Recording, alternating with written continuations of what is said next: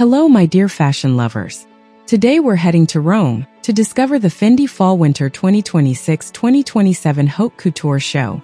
This is a historic collection. It marks Maria Grazia Chiuri's big debut as creative director for the house's Haute Couture. The atmosphere is set under a remarkably clear Roman sky. We're at the heart of the Galleria Nazionale d'Arte Moderna e Contemporanea, an iconic venue, and one very dear to the designer. The stakes are huge. How do you reinvent the heritage of a house where the garment is born from the raw feeling of the fabric, even before finding its shape? There's a subtle dialogue in the air, a meeting point between contemporary creation and a direct nod to the 1985 archives, originally designed by Karl Lagerfeld, with a historic reproduction unveiled on the very same day.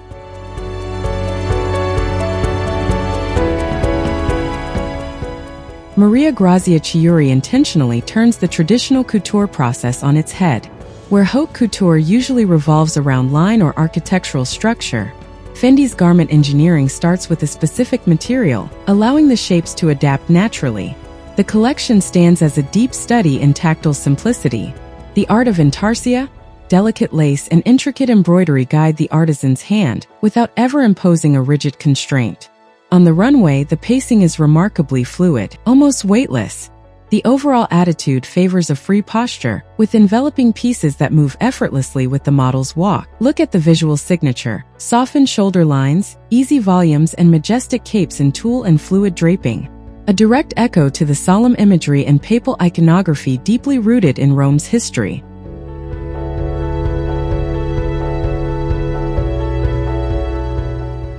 The architecture of the pieces relies on a methodical deconstruction. This is a direct legacy of the groundbreaking work done by Karl Lagerfeld and the five FENDI sisters, Paola, Alda, Carla, Franca, and Anna, back in the 60s and 70s. The perfect example of this technique? Using the kimono as a true structural matrix, it serves as the starting point for tailored jackets with surgical precision, as well as gender-fluid coats. The idea of a shared wardrobe continues here, with garments fitted to the exact millimeter on the body. Take this georgette dress, meticulously built around inlaid black and white leather strips, keeping the graphic pattern perfectly centered.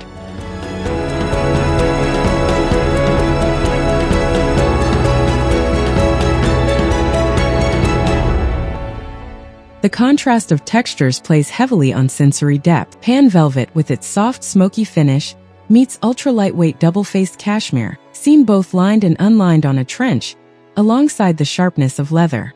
As for the palette, deep black dialogues with a parchment shade. This is a foundational color for FENDI. It recalls the house's origins in masonry, while bringing a mineral light to 70s-inspired pantsuits.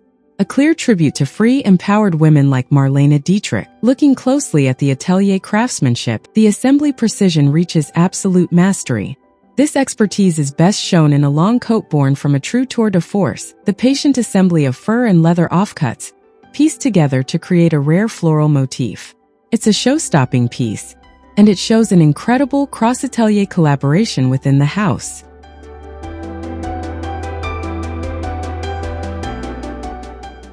The show opens with a controlled graphic rigor before building a progressive narrative.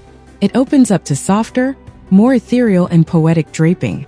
The momentum reaches its peak during the final silhouettes, pure, absolute elegance. Art Deco arabesques on tulle gowns merge with references to Bauhaus and the Viennese Secession, a perfect climax where sensual transparency meets European artistic heritage. This vision might divide opinions, though. By prioritizing tactile intimacy, ultimate comfort, and clothes that whisper rather than shout, the designer delivers a collection conceived as a creative laboratory for everyday haute couture. Even if that means stepping away from theatrical drama or pure spectacle.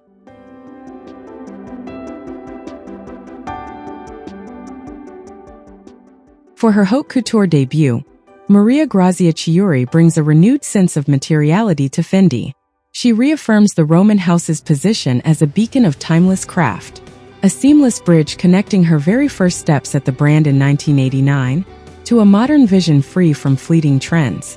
Is this shift toward a couture of touch, deconstruction, and understatement the best way to honor the legacy of Karl Lagerfeld and the FENDI sisters? Let me know your honest thoughts in the comments. I'm really curious to read what you think. Thank you so much for sharing this breakdown with me. As a quick fun fact, that signature parchment shade throughout the show is a direct nod to the Fendi family's earliest masonry and leatherwork in Rome, a century ago. I hope you enjoy watching the rest of the show. Take in every single silhouette, and I'll see you very soon for a new analysis.